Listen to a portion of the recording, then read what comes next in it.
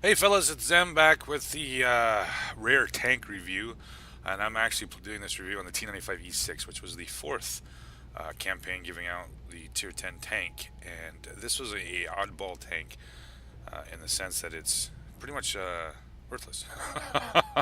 I mean, the other ones we had a super heavy, an M60, which is pretty similar to the Patton. This one was, yeah. If you remember the T95 E2, which I did a review earlier on the rare tank part of it, this was the original tank, right? So this is a T95. There was an E1. There was, I think, 10 different versions of this tank. Most of them weren't built, but there was a couple of them that were built. I do believe. Let's see here if I can find it. Oops, I just gotta get up here. This was the original T95 medium tank, right? And we had the review on this, and I showed you this. The E5, actually the T95, had several different versions of it, which is the T95, the original tank with a 90 millimeter, the E1, which was once in a 90 millimeter with a recoil, different kind of fire control system. What was interesting about this, the armor was actually a silica-based armor. I'm assuming in a attempt to offset shaped charge rounds, heat rounds and whatnot. The E2, which is what we have in game, which was mounted with the M48A2 with a 90 millimeter. Then obviously a couple other different versions of it with 105s. These were, I don't believe, ever built until we come to the E6, which was the turret from the T96, which was a heavy tank project that was being built at the same time as the E2, or the T95. This E6 actually came with a 120 millimeter rifled gun. This is the actual picture of the T95 or the T96 heavy tank, and you can see the turret on it.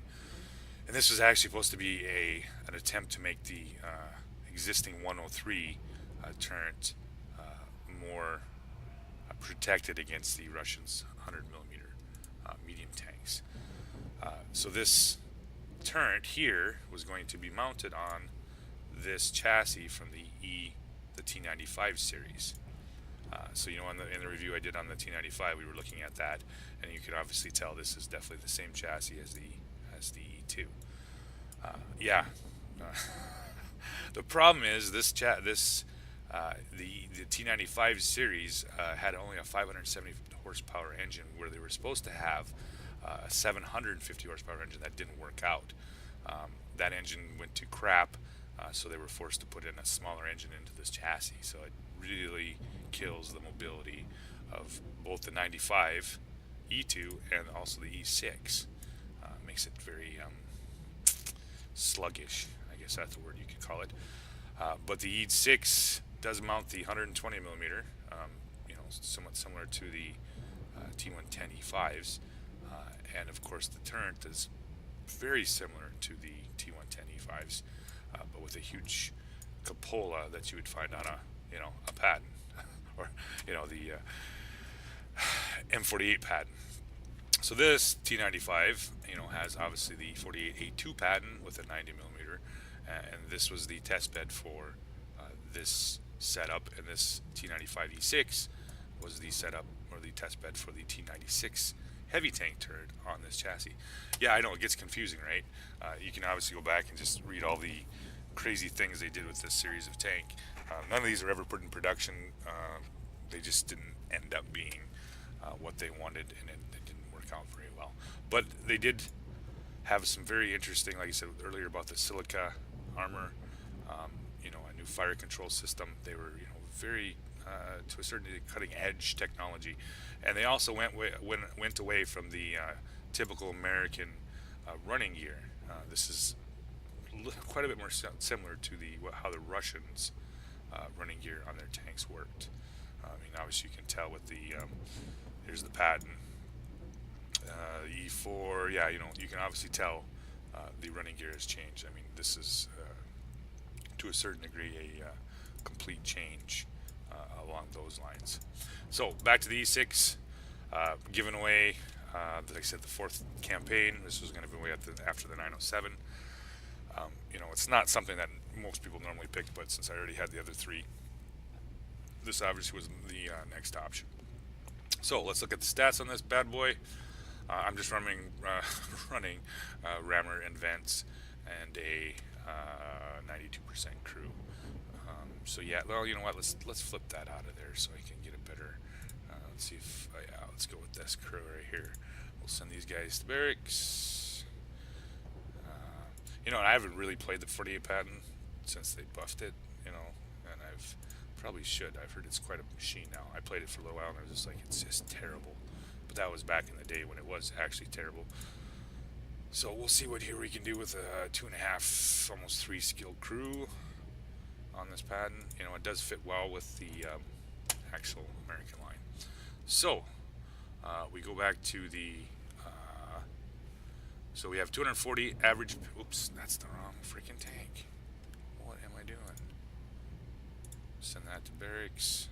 Sorry for this, fellas. Should have been more prepared, I guess. Yeah, let's see, 1995. Alright, here we go. 40 patent. 40 patent.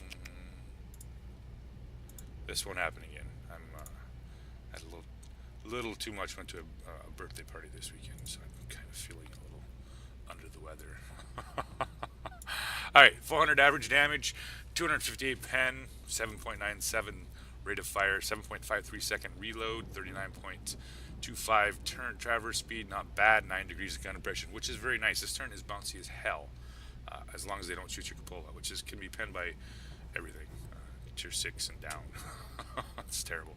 1.83 aim time, and there's dispersion at 0.35, which I'm often questions about dispersions on this tank because it is just, it trolls you to no end. No end. 31, almost 3,200 average damage a minute. Not too bad. 2,000 hit points. And of course, now we come to the tier 8 chassis.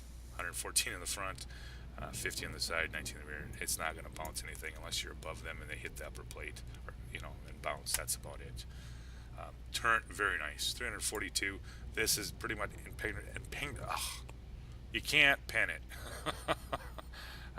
Having some trouble tonight, boys. So you can't pin that. Turn 76 sides, 50 rear, cupola on the top. You know, this thing is bigger than some French tanks. Yeah. So yeah, this is easily pinnable. So kind of kills it. 41 tons, 560 horsepower. Terrible ton to weight ratio. Ton to power ratio. It's just horrible. This is one of the most sluggish tanks I've ever played, especially at tier 10 for a medium. It should have been a lot quicker, but what are you going to do? 52.61 for the traverse speed. Once again, sluggish. Concealment's not that great either. I don't run. I should just see if I got an optic set up in here waiting. What do we got here for optics?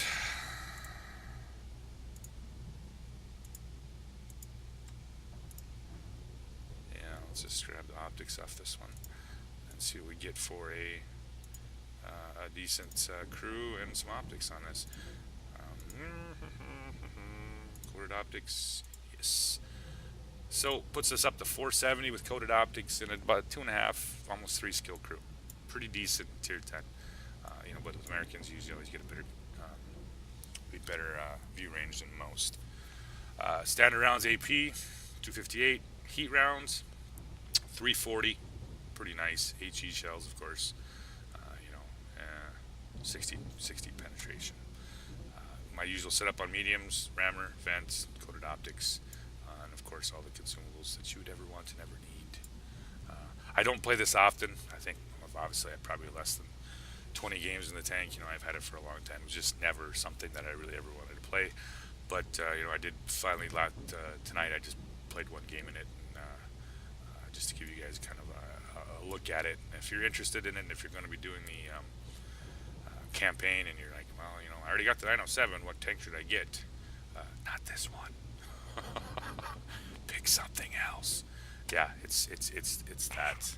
It's not an easy tank to play.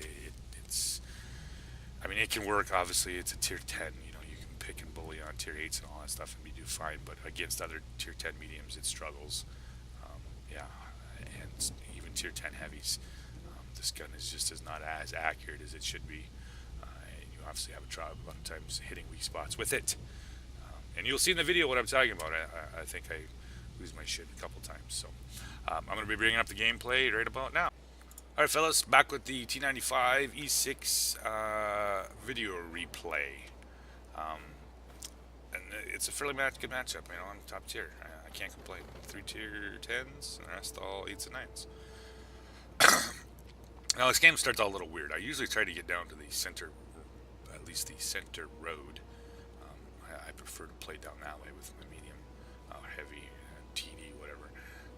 You have seem to control the center a little bit better. But I kind of get, I kind of run into an issue. I run into a little bit too many tanks for my liking to make that corner. So I end up playing here a little bit outside for a while. And you know, like I said, you'll see some really trollish shots on this tank. I don't know. Like I said, maybe it's going to be a crew thing or not. So running right away into the Lorraine, and I don't want to pull up on him too far because of his autoloader. So put a nice 409 shots into him. The Object 140, he decides to come rolling in. So yeah, it works out well enough for me. I get a couple nice easy shots in on him. Get the kill shot here with him too. And I'm actually getting literally wrecked by a Scorpion G that I can't see.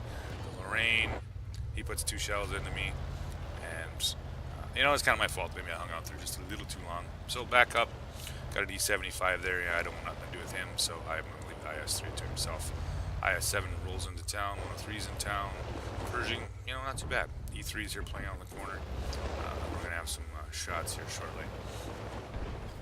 As you can see, the mobility on this thing is just, you know, yeah, terrible acceleration, terrible traverse. It's just very slow tank, you know, at least for the medium play style. You know, if you play the mediums to play style, you typically want a little bit more mobility. So 54 lightweight, he's trying to make some, doing some damage here on the IS-3. So I'm going to try to get some shots into him, see if I get him back out. He's still kind of stuck right there, trying to get away. Put one more shot into him, back off, spot the SU-101. Yeah, it's always nice to get some of that assist damage. He's now stuck in the corner. Lorraine's still looking around. The SU-101, he got smacked pretty hard. We have a fair amount of tanks out here, unfortunately, and they have a few in the city. Now, what's amazing is that enemy IS-7 actually survives that. He's actually going to win that and win it hard, even against our own IS-7. So pull up here, I'm trying to get to Louvet, and I'm not trying to pop over at all because of those TDs. So I kind of use that as a little bit as a cover here. Find the top of the Lorraine, put a nice shell into him. And it's looking pretty good for us. I mean, we're knocking tanks out left and right here.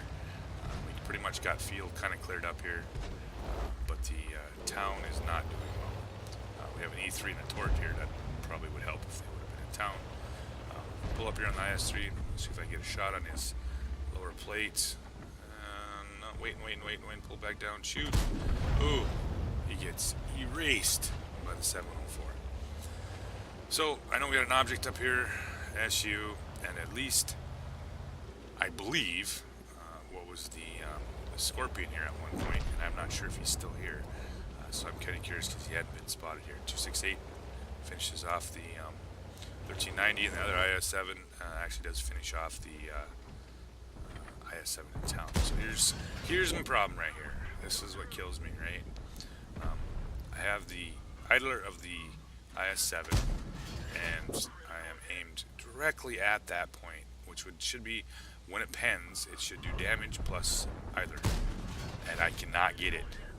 They just keep going to the right. I mean, I'm aimed in perfectly on that, and you can, oh, finally it goes where I want it. Gets one more shot on the IS-7, and now we're down, actually. There's two of us. Yeah, it's not going well. Get one more shot into the E-75's lower plate, and I'm looking here for the Ferdinand. You know, this tank does fairly well if you can keep it at range. Instead, I get a shell into the dead tank that's sitting there. So I push up here and see if we can help this Scorpion out. See if we can knock out this SU-101. But he's just a little too far down. So I'm not going to really push that. I'm going to try to help out this E3 that's going to be rolling up here down the center line. We have three large amount of HP TDs that are rolling to center. So I'm gonna see if I can give them a little support here. Caps down to 24 seconds, but these guys are rolling towards center, so it's just a matter of them resetting the cap. Yep, finally, the E3 is finally getting into position to make shots. Ooh, gets the reset on the, I believe the T30.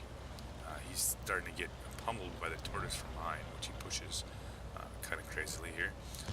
I noticed the Scorpion G had been coming this way, and he was going to do a shot to the E3, so I pull around. Our Scorpion nails him hard. I finished the kill off there, leaving here with the E3 now, getting pushed by the Ferdinand. Once again, dead center, fully aimed, and the shot goes above the Ferdinand. Put another shell into him, 392. We still have the IS-7 off the side here, so I'm just trying to get as much damage in here before he gets turned. Scorpion G, he's nailing IS-7. Now we just have the IS-7 to finish here. And, yeah, Scorpion beats me to it. Well, actually, no, the Tort beats me to it. I think the IS-7 was not going to get away on that deal. Alright, heading after the SU-101. And I mean, it hadn't been a bad game. I mean, don't get me wrong. It wasn't a terrible game, but it wasn't definitely something that would, if this would have been, say, like an E50M or one of the Russian mediums, yeah, it would have had a significant more damage, or even the Patton in its current setup would have. So, Ricochet off the SU-101, he's got HE loaded. Yeah, fucking excellent. So, hope you guys enjoyed the review. I'll be finishing up some of these other rare tanks, so you guys gotta look at what they look like. So, hope you guys enjoyed the video.